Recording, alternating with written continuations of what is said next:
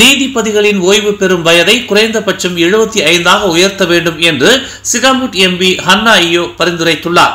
இது ஒரு தொழில், அங்கு ஒருவர் 60 அல்லது 65 வயதில் ஓய்வு பெறக்கூடாது என்று அவர் தெரிவித்தார்.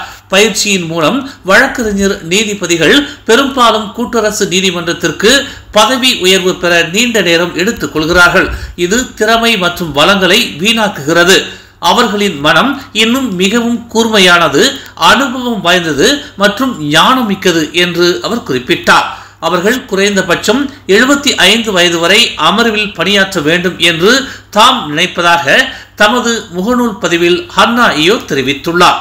கூட்டரசு நீதிமன்ற நீதிபதி மேரி லிம் ஓய்வு பெற்றதை கொண்டாடுவதற்காக மலேசியாவின் இன்ஸ் ஆஃப் கோர்ட் நடத்திய விருந்தில் அண்மையில் கலந்து கொண்டதாக இளைஞர் மற்றும் விளையாட்டுத்துறை அமைச்சரான ஹன்னா ஐயோ தெரிவித்தார். சபா முன்னாள் துணை முதல்வர் செம்போர்னாவில் உள்ள பாஜாவ் லாவுட் சமூகத்தை வெளியேற்றுவதை ஆதரித்த நிலையில் இடிந்த வீடுகளை எரிப்பதை விமர்சித்து பேசியுள்ளார். பாஜாவ் லாவுட் குடும்பங்களின் வீடுகளை எரிப்பது ஏற்றுக்கொள்ள முடியாதது என்றும் மலேசியாவின் நற்பெயருக்கு அது களங்கத்தை ஏற்படுத்திவிட்டது என்றும் வாரிசான் சட்டமன்ற உறுப்பினருமான ஜவுஜான் சம்பாக்கும் கூறினார். துன்சாகரன் கடல் பூங்காவில் ஆக்கிரமிப்பாளர்கள் மற்றும் சட்டவிரோதமாக கட்டப்பட்ட கட்டிடங்கள் அகற்றப்படுவது சரியானது என்ற போதிலும் அவர்கள் மிகவும் மனிதாபிமான முறையில் நடத்தப்பட வேண்டும் என்று அவர் கூறினார். அவர்கள் குடிமக்களாக இல்லாவிட்டாலும் இந்த விஷயங்களை கையாள ஒரு சிறந்த அணுகுமுறை தேவை என்று அவர் குறிப்பிட்டுள்ளார். வாரிசான் துணை தலைவருமான ஜவுஜான் சம்பாக்கும் பாஜாவ் லாவுட் நாடோடி மக்கள் என்றும் அவர்கள் ஐக்கிய நாடுகள் சபையின் மனித உரிமை விதிகளால் பாதுகாக்கப்படுகிறார்கள் என்றும் கூறினார். காசா மீது இஸ்ரேல் தொடுத்து வரும் தொடர் தாக்குதலை அமெரிக்கா உடனடியாக நிறுத்த வலியுறுத்த வேண்டும் என்று பிரதமர் டதஸ்ரீ அன்வார் இப்ராஹிம் வேண்டுகோள் விடுத்துள்ளார்.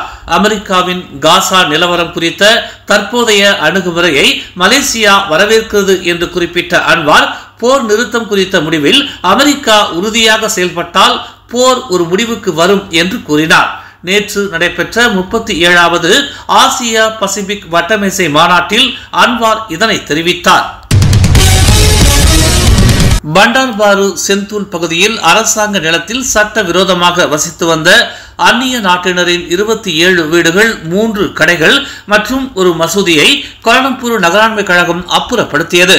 கோலாலம்பூர் நகராண்மை கழகத்திற்கு சொந்தமான நிலத்தில் வெளிநாட்டினர் கூட்டமாக தங்கியிருப்பதை அறிந்த நகராண்மை கழகம் அயஸ்லாங்கூர் டிஎன்பி கோலாலம்பூர் நில நிர்வாகத்துறை மூலமாக நோட்டீஸ் அனுப்பியும் ஆக்கிரமிப்பாளர்களிடம் இருந்து பதில் இல்லாததால் காவல்துறையின் பாதுகாப்புடன் சம்பந்தப்பட்ட பகுதி இடித்து தரைமட்டமாக்கப்பட்டது. இந்நடவடிக்கையில் சட்டவிரோதமாக நிலத்தை ஆக்கிரமித்திருந்த வெளிநாட்டினர் 5 கைது செய்யப்பட்டதாக காவல்துறை தெரிவித்துள்ளது. வரவிருக்கும் சுங்கை பக்காப் இடைத்தேர்தலுக்காக சமூக ஊடகங்களில் போலி செய்திகளை தடுக்கும் நோக்கில் ஒரு சிறப்பு பணிக்குழுவை உருவாக்கும் அரசாங்கத்தின் முடிவை பெர்சாத்து கட்சியின் துணை தலைவர் ரொனால்டு கியாண்டி கேலி செய்து பேசியுள்ளார்.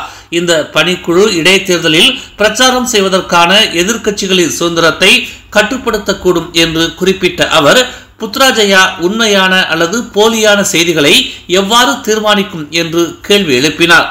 அவர்கள் எதிர்க்கட்சியில் இருந்தபோது தேச துரோக சட்டத்தை பயன்படுத்துவதை எதிர்த்தார்கள். அது பேச்சு சுதந்திரத்தை கட்டுப்படுத்துவதாக கூறினர்.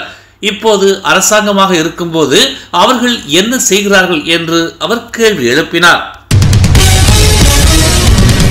இடைநிலை பள்ளியில் கணிதம், அறிவியல் பாடங்களை மலாய் மொழியில் கற்பிப்பதற்கு எதிராக பினாங்கில் உள்ள சீன இடைநிலை பள்ளிகள் எதிர்ப்பு தெரிவித்திருக்கும் நிலையில் டிஏபி தலைவர் லிங்குவான் யங் இதற்கும் டிஏபிக்கும் எந்த ஒரு தொடர்பும் இல்லை என்று தன்னிலை விளக்கம் அளித்துள்ளார். டிஏபி கட்சியை சேர்ந்த டதஸ்ரீ கோய் ஹீன் யங் பினாங்கில் உள்ள 11 சீன இடைநிலை பள்ளிகள் ஒரு சேர மலாய் மொழியில் கணிதமும் அறிவியலும் பயில்வதற்கு மாணவர்கள் பெரும் சிக்கலை எதிர்நோக்குவதாக தெரிவித்திருப்பது அவரின் தனிப்பட்ட கருத்து. ஆனால் டிஏபியின் மீது கோபத்தை தெரிவித்து வருவது சரியல்ல என்று லிங்குவான் யங் தெரிவித்தார். டதஸ்ரீ கோய் ஹீன் யங் அவரது கருத்தை வெளியிட்டுள்ளார் என்றும் அவரின் கருத்தை டிஏபி ஆதரிக்கவில்லை என்றும் லிங்குவான் யங் விளக்கமளித்துள்ளார். தமிழ் மலர் செயலி நம் சமுதாயத்தின் உரிமை குரலாய், உண்மையின் வாசமாய், மக்களுக்காக நாளும் மலர்கிறது தமிழ் மலர் நாளிதழ். சமரசம் இன்றி சத்தியத்தின் பாதையில் வெற்றி நடை போடும் தமிழ் மலரின் இன்னொரு புதிய அத்தியாயமாய் தமிழ் மலர் செயலி இப்போது அறிமுகமாகவிருக்கிறது உங்களுக்காக. மலேசியாவின் ஆக சிறந்த தமிழ் ஊடகமாய் உள்ளூர் தகவல்களை உடனுக்குடன் தெரிந்து கொள்ள மலர்கிறது தமிழ் மலர் செயலி. விரைவில் எதிர்பாருங்கள். மேலும் செய்திகளை தெரிந்து கொள்ள தமிழ் மலர் நாளிதழை பாருங்கள். எங்களோடு இணைந்திருக்க மலர் டிவியை பதிவு செய்து கொள்ளுங்கள்.